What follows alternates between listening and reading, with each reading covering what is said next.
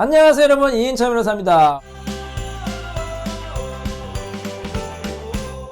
오늘은 제가 예전에 진행한 사건 중에서 성공적으로 잘 끝난 사건에 대해서 설명드리도록 하겠습니다. 이인찬 변호사의 성공 사건 시작합니다.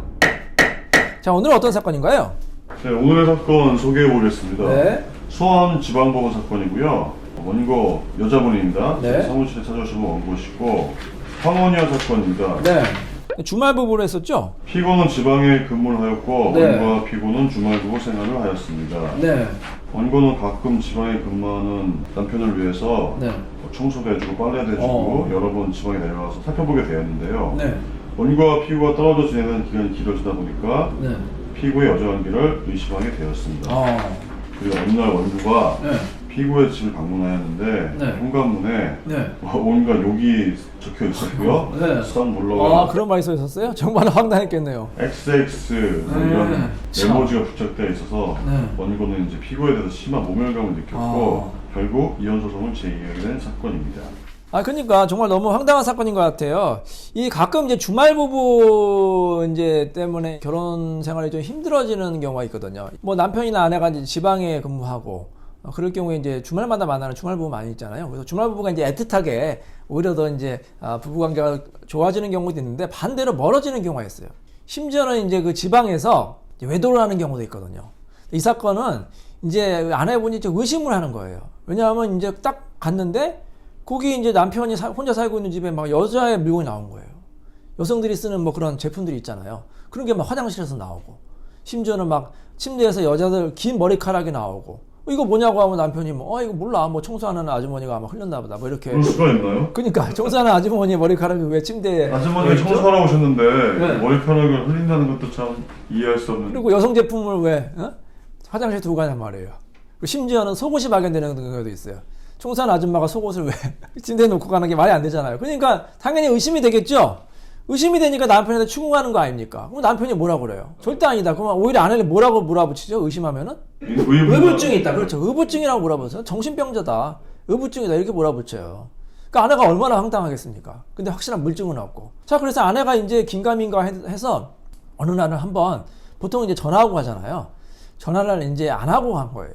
전화 안 하고 딱 갔더니 충격적으로 이제 현관문에 커다랗게 이제 뭐가 붙어 있는 거예요. 메모지가 이렇게 붙어 있어가지고 이렇게 딱 붙어 있는데 여기에 온갖 욕설을 써놓고 썩 물러가라. 이게 뭔가 했더니 욕설의 대상이 부인 본인이었던 거예요. 여기 부인 누구누구 썩 물러가라 이렇게 써 있던 거예요.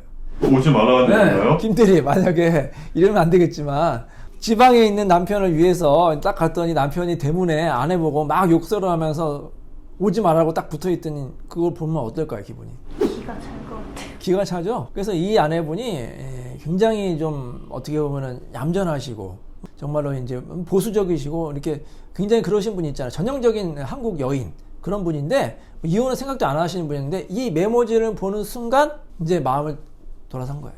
안 되겠구나. 이런 사람은 도저히 못 살잖아요. 이렇게까지 본인을 무시하고 멸시하는 사람하고 어떻게 삽니까? 그래서 이제 이혼 소송한 그런 사건이었어요. 그래서 법원에서 실제 사건이거든요. 수원지방법원 안양지원 사건이에요. 소송드린 변호사 이인철 있죠? 이인철 있고요. 자, 그래서 이 사건 성공적으로 끝났는데 어떻게 됐냐면 이혼을 하고 위자료도 받았어요. 위자료도 받고 그다음에 재산분할도 받은 그런 사건인데 이제 법원에서는 이 남편이 주된 파트너의 책임이 있다고 봤어요. 그래서 물론 아내가 100% 잘한 건 아니지만 일단 아내가 잘못한 건 뭐냐면 여자 관계를 의심했는데 그러니까 의심만 한 거예요. 물증이 없었어요. 그러니까 여자 관계가 있었는지는 밝혀지지 않았어요, 이 사건에서. 근데 의심하면은 근데 그게 여러분 이게 있어요. 이제 이 재판에서 뭐 여자 문제, 남자 문제를 언급을 하는 게 좋을 것이냐. 그게 일장일단이 있어요. 만약에 확실한 증거 있으면 당연히 주장하는 게 낫겠죠. 그러면 이제 뭐 상대방이 잘못한 거 입증이 되니까. 근데 이게 확실한 증거가 없으면 오히려 그게 마이너스가 됐어. 이걸 의심했다. 언급을 안 하는 게 좋을 수 있다. 그럴 경우에 언급 안 하는 게 나아, 차라리. 괜히 의심했다고 또 법원에서도 의심받을 수 있으니까 의심했다고 의심받을 수 있으니까 확실한 물증이 있으면 내고 주장을 하고 확실한 물증이 없으면 아예 안 되는 게 좋아요. 자, 그래서 아내분도 이제 특별한 증거도 없이 여자 관계를 의심한 문제가 있지만 다행이에요. 하지만 이 사건에서는 이제 남편이 더 잘못했다고 저희가 이제 변론을 잘했거든요. 직접적이고 주된 책임은 이 의심을 해소해야 되는데 적극적으로 남편이 해소를 안 했단 말이에요.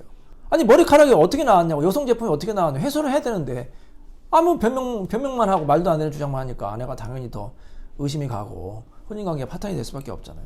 그리고 무엇보다 결정적인 건 그런 모멸적인 욕설을 한 메모지를 막 붙여놓고 아내한테 막 모범감을 주고 그게 결정적으로 잘못한 거라고 볼 수가 있는 거죠.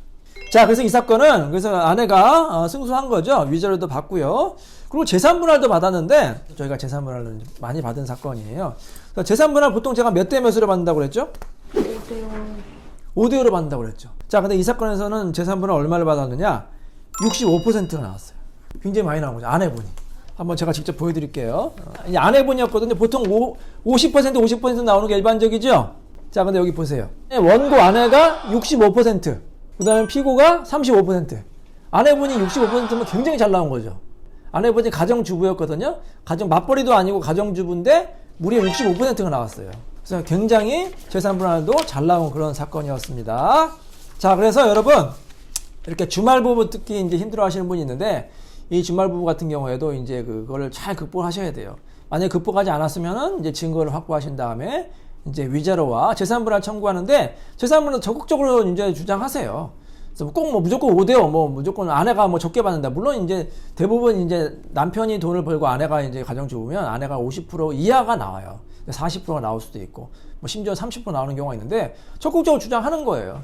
내가 기여도가 많다. 남편이 뭐 재산이 또 받을 게 많다. 뭐 퇴직금이 받을 게 많다. 그래서 적극적으로 주장하면 재산분할 더 많이 받을 수 있으니까 여러분 꼭 전문가 만나셔가지고 좋은 결과 나오시기 바랍니다. 자, 이인철 변호사의 성공사건 여기서 마치도록 하겠습니다. 감사합니다.